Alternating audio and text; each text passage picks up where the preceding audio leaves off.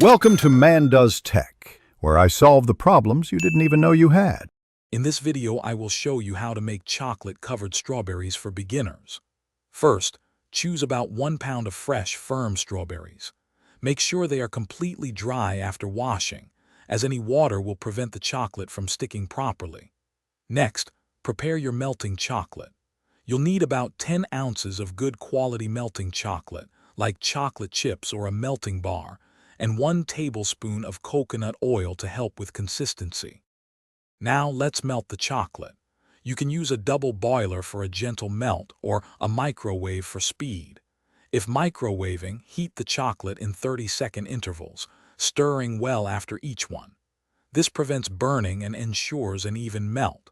Continue until the chocolate is completely smooth and glossy, with no lumps remaining. The coconut oil will help achieve this perfect dippable consistency. With your chocolate ready, it's time to dip. Hold each strawberry by its stem and submerge it into the melted chocolate, twisting gently to coat. Lift it out and let any excess chocolate drip back into the bowl. Place the dipped strawberries onto a sheet of parchment paper. If you want to add sprinkles or a contrasting chocolate drizzle, do it now while the chocolate is still wet before it sets. Once decorated, place your chocolate-covered strawberries in the refrigerator for about 15 to 30 minutes.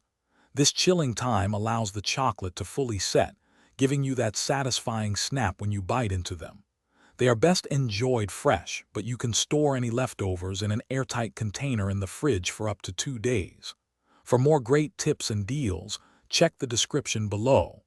Also, if you're looking for a fantastic read, there's a book linked there that can truly change how you think about money. Thanks for watching. If you found this helpful, don't forget to like and subscribe.